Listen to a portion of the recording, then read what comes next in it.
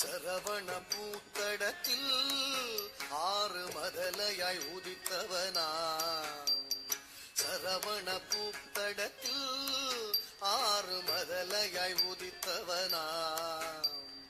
அரவணை தாழ் கௌரி அவன் அருமுகனாய் சிரித்தான். அரவணை தாழ் கௌரி அவன் அருமுகனாய் சிரித்தான். சரவண பூத்தடத்தில் ஆறு மதலையாய் உதித்தவனா. அரவணை தாழ் கௌரி அவன் அருமுகனாய் சிரித்தான். சரவண பூத்தடத்தில் ஆறு மதலையாய் உதித்தவனா.